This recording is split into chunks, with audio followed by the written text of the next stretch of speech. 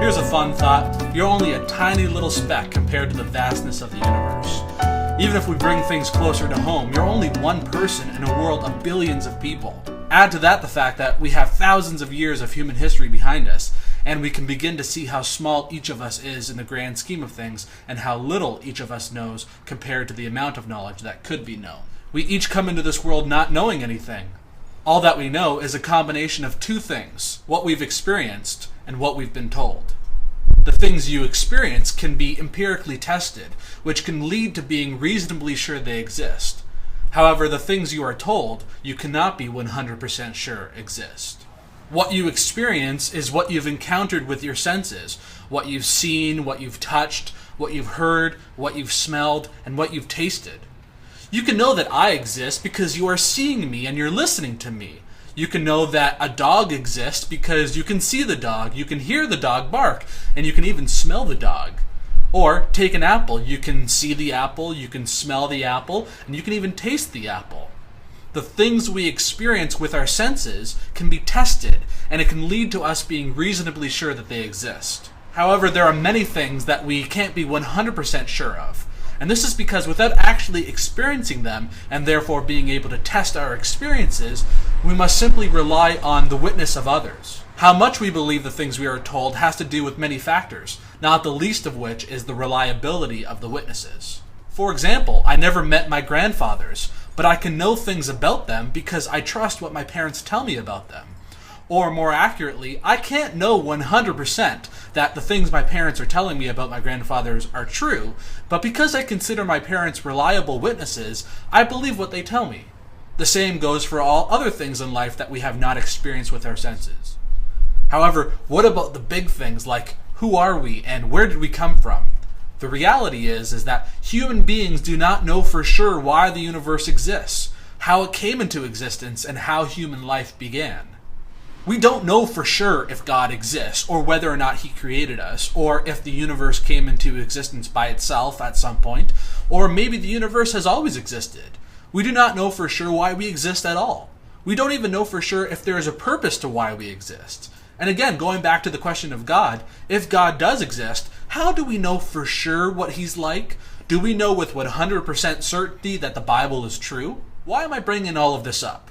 I am simply trying to demonstrate that when it comes to matters in which we have no empirical evidence, it is absurd to argue that you know something 100%, that you are right and someone else is wrong.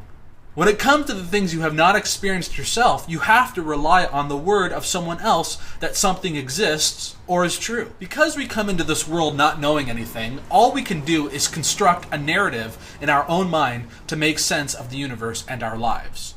I mean that since none of us came pre-programmed with the knowledge of the universe, each of us, to some degree, is trying to figure out why we are here and the point of life. Most of us simply rely on what we've been told growing up, which could be good or bad or a little of both. What you're told growing up has a lot to do with where you were born and the circumstances in which you were born. Some people try to expand their horizons and learn different perspectives. In any event, all that we learn simply comes from those who came before us. In religion, dogma is a word that describes a principle or set of principles laid down by an authority as incontrovertibly true, and dogmatism is the tendency to lay down principles as incontrovertibly true without consideration of evidence or the opinions of others. All believers are dogmatic in some areas. Almost all Christians hold the Bible to be the Word of God, either dictated by him or at least inspired by him. Roman Catholics believe that which is passed down by church leaders is dogma and must be accepted as authoritative. Protestants likewise believe in certain beliefs passed down by the church. Each denomination will usually hold some distinctive belief to be dogma as well. But here's the point, especially when it comes to religious matters. Can we know for sure if something is 100% true? The answer is no. Until Jesus returns or some similar monumental event occurs, there is not 100% proof that the Bible is true. Even less certain is that you have the right interpretation of the Bible. The Bible is actually a collection of books that were written by different people in different times under different circumstances. To be able to correctly interpret the Bible, you'd have to have full knowledge of the authors, their backgrounds, and the context they wrote within.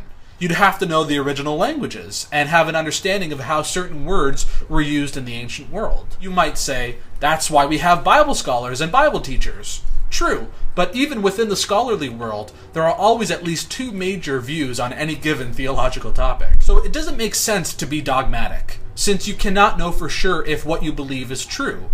Oh sure, we all have our reasons for believing what we believe. Hopefully we have thought through what we believe and we have come to our conclusions because they are reasonable and they make sense to us. But for me to say that I'm right and you're wrong is to imply that I have some empirical proof that my views are true and yours are false. But the truth is, I don't have proof. I cannot prove to anyone that my interpretation of the Bible is the right one. I can only show you why my interpretation makes sense to me and why I think you should embrace it. That being the case, what's needed in the world, and especially in the religious world, is tolerance. Now, tolerance does not mean you have to accept everyone's views. Tolerance, by definition, is allowing others to believe what they want to believe, despite the fact that you disagree with it.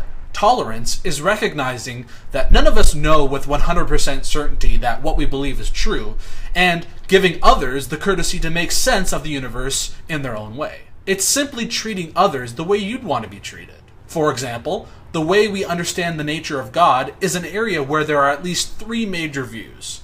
There's the Trinitarian view, the modalist view, and the biblical Unitarian view. While I espouse the third option, I can certainly see how those in the other camps came to their conclusions, and I would never say that I'm absolutely right and they are absolutely wrong. Or how about the centuries-long debate between Calvinists and Arminians? Or what about the different understandings of the end times? Are you pre-trib or post-trib?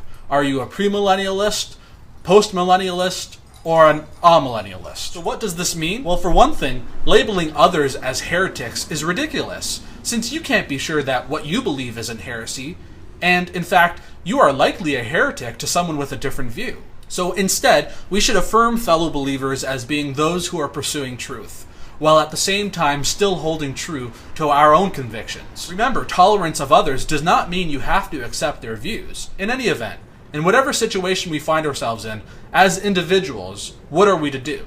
Firstly, we should love God. But what does that mean? Well, it means you should take the time to form a worldview. You should understand who you are and your relationship to existence. If you conclude that God exists, find out what he's like and begin to have a relationship with him by fulfilling what he expects you to do. Secondly, love your neighbor as yourself. That is, treat others the way you'd want to be treated. Recognize that we each have a right to pursue what will bring us contentment, and we each have a right to believe what makes sense to us. To be clear, I certainly believe in objective truth. It's just that, at least in this age, there is no way to know with 100% certainty that what we believe is true or not. So let's concern ourselves with the pursuit of truth, and make sure we tolerate everyone else's right to that same pursuit.